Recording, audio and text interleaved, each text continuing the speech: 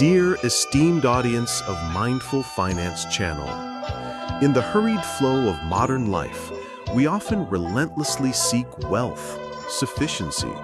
We worry about money, about expenditures, about how to accumulate. But have we ever stopped and asked ourselves, what is money truly?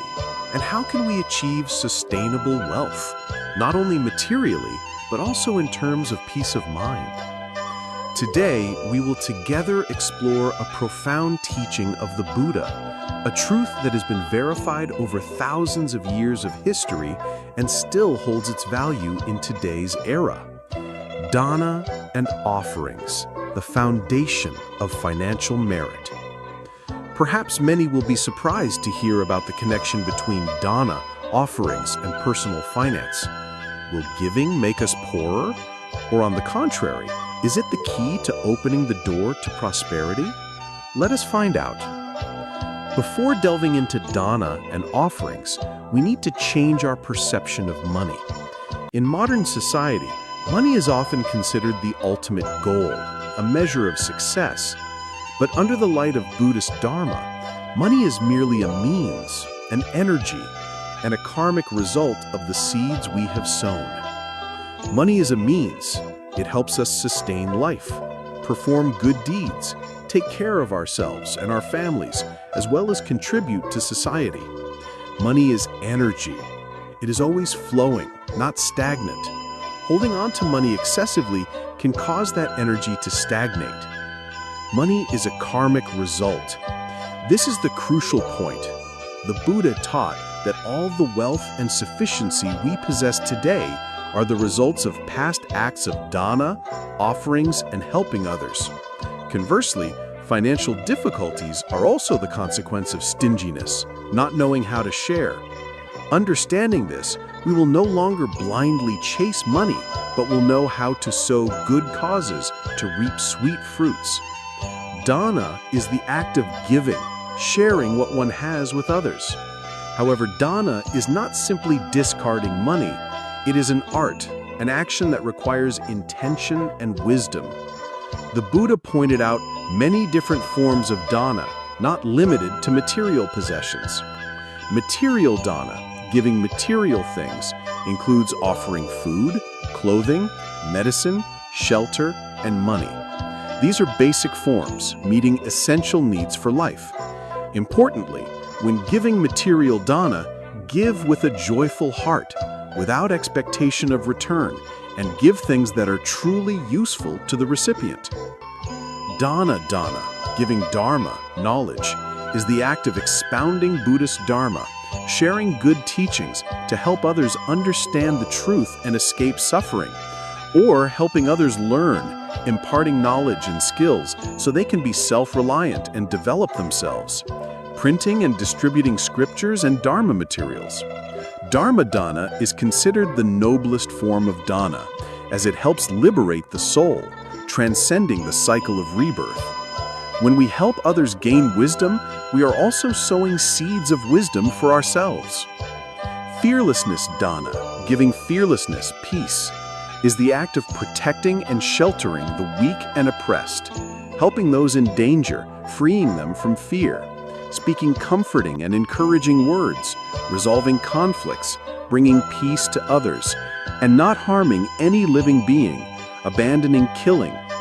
Fearlessness dana helps us cultivate a compassionate mind, bringing peace not only to others, but also to ourselves. The most important aspect of dana is not the quantity or value of the material, but the heart, the mindset of the giver. Give with a joyful heart, without expectation, without calculating gain or loss. Practice dana with a pure mind, without discrimination or attachment to the giver, receiver, or the object given. At the same time, know the origin of the assets, giving from assets obtained through legitimate and wholesome means. There is a story in the Buddhist scriptures about a poor woman. She had only one coin in her hand, but with a respectful heart and a desire to offer to the Buddha, she placed that coin in his begging bowl. While kings and wealthy patrons offered thousands and tens of thousands of gold and silver, the Buddha especially praised the merit of this poor woman. He said, "Although this coin is small, the intention of the donor is immeasurable. The merit from this coin is greater than all the gold and silver and jewels that the wealthy patrons offered." This shows that sincerity is the core value of dana. If dana is widespread giving, then offerings is an act of dedication with a heart of reverence and gratitude to worthy beings and to worthy places for sowing merit. Objects of offerings include offerings to the triple gem, Buddha, Dharma, and Sangha. This is the noblest form of offering, bringing immeasurable merit. Offering to the Buddha is remembering the Buddha's conduct, or offering to Buddhist statues, building temples. Offering to the Dharma is supporting the printing of scriptures, maintaining Dharma talks, contributing to the propagation of the true Dharma. Offering to the Sangha is offering food, robes, medicine, and shelter to monks and nuns, which helps sustain the monastic life of true practitioners so they can continue to preserve and spread the Buddhist Dharma. When making offerings to the Triple Gem, we are not only sowing material merit, but also sowing wisdom merit and liberation merit. Offerings to parents and grandparents. Parents are our creators and nurturers. Offering to and caring for parents while they are alive is an act of filial piety, bringing great merit. This is not only about material things, but also about spiritual care and respectful words. Offerings to teachers and elders. These are people who have taught us, imparted knowledge and experience. It is an expression of gratitude and respect for their teaching efforts. Offerings with bodhicitta, helping sentient beings transcend suffering. This is an all-encompassing form of offering, where we dedicate our strength and wisdom to help all sentient beings escape suffering and move towards enlightenment. Examples: participating in relief activities, environmental protection, community education.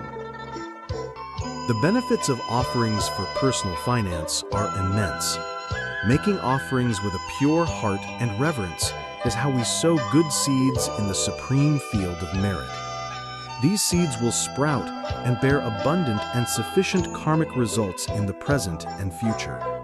When making offerings, especially to the Triple Gem, we not only receive material merit, but also increase wisdom and spiritual merit. The soul becomes more open and purified. At the same time, making offerings is a counteraction, helping to reduce financial karmic obstacles caused by past stinginess and greed. In Buddhist history, there are many stories about kings and great benefactors who became wealthy and prosperous by making offerings to the Triple Gem and performing meritorious deeds. One of them was Anathapadinkaka, a wealthy layman famous for his great generosity, who offered the entire Jada Grove to the Buddha to build a monastery. Thanks to that merit, his fortune always grew, and his family was always peaceful and prosperous. This story reminds us that giving does not make us poorer. On the contrary, it is the main factor that helps our assets grow sustainably. So, how can we apply dana and offerings to personal finance mindfully? This is not about spontaneous giving, but it is part of our financial plan. First, establish a dana and offerings fund. Set aside a certain percentage of your income for dana and offerings.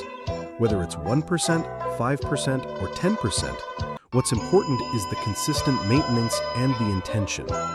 View this money as an investment in your own merit. It's not an expense, but a seed for future prosperity. You can set up a separate account or a small savings box for this fund. Next, practice mindful spending. Before spending, contemplate the purpose of the money. Does it benefit yourself and others? Is it in line with the Dharma? When spending, spend with a grateful and appreciative heart. After spending, do not regret or cling. Sometimes we think we have to be very rich to be able to give dana, but that is a mistaken notion. Dana does not depend on quantity, but on the heart. Even when finances are tight, you can still practice Dana by giving effort, helping others with your labor, for example, volunteering, helping neighbors, giving words, speaking encouraging and comforting words, sharing useful knowledge, giving a smile, bringing joy to others with a sincere smile, or giving kind thoughts, sending good thoughts and blessings to all sentient beings. Remember, a sincere smile, a timely word of encouragement can be worth more than 1,000 gold pieces to someone in need. Giving small things with a great heart will bring merit no less than giving large assets.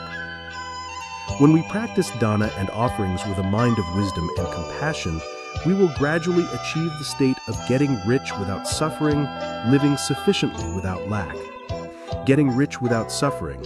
When we give, the mind's attachment and greed for money will diminish. We are no longer controlled by money, no longer anxious or afraid of loss. The merit from giving will help our businesses prosper, and wealth will come naturally. We don't have to struggle to compete, yet money still flows in. When we know how to share, the soul will be freed from the burden of possession, bringing lightness and tranquility.